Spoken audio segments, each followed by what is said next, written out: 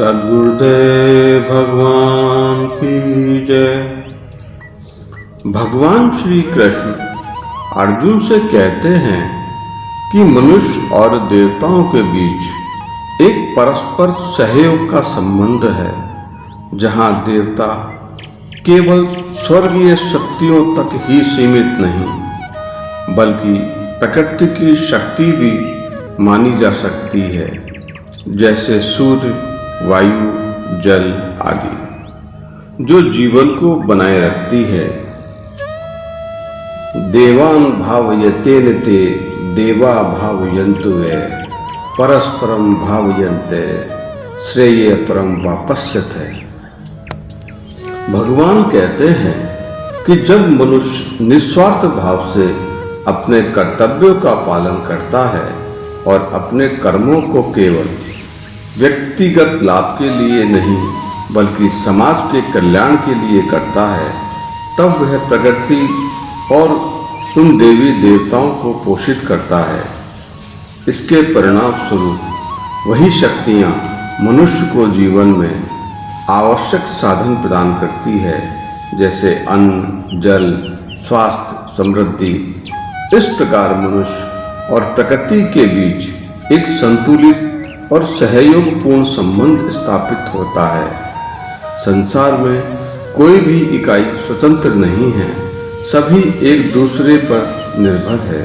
यदि मनुष्य सिर्फ अपने स्वार्थ में लिप्त होकर प्रकृति का दोहन करता है और अपने कर्तव्यों की उपेक्षा करता है, तो यह संतुलन बिगड़ जाता है, जिसके अंततः उसे ही कष्ट उठाना पड़ता है।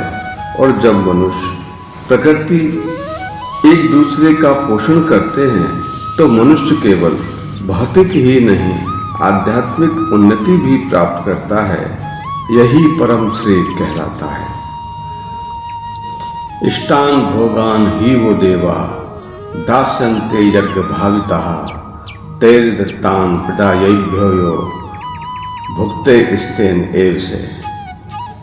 जब मनुष्य यज्ञ भावना से अर्थात निस्वार्थ भाव से अपने कर्तव्यों का पालन करता है, तब देवता अर्थात प्रकृति और जीवन को संचालित करने वाली देवी शक्तियाँ उसे इच्छित भोग और जीवन उपयोगी वस्तुएं प्रदान करती है।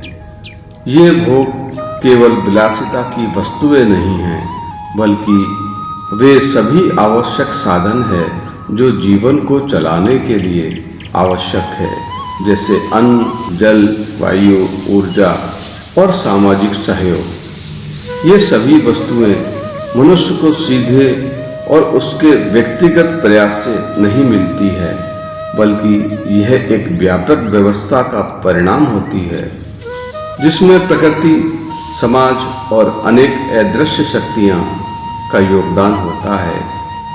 इसलिए जब मनुष्य इन संसाधनों का उपयोग करता है, तो उसका यह नैतिक कर्तव्य बनता है कि वह बदले में इस व्यवस्था को कुछ लौटाए, अर्थात यज्ञ भी करे एवं समाज व प्रकृति के हित में कार्य करे। केवल उपभोग तक सीमित न रहे। यदि कोई मनुष्य इन देवी शक्तियों द्वारा दिए गए साधनों को बिना किसी प्रत्युपकार के केवल अपने स्वार्थ के लिए उपयोग करता है, तो भगवान श्री कृष्ण उसे स्तेन अर्थात चोर कहते हैं। यहाँ चोरी से तात्पर्य भौतिक चोरी नहीं है, बल्कि नैतिक और आध्यात्मिक दृष्टि से उस व्यवस्था का शोषण करना जिसमें वह स्वयं भी एक भागीदार है।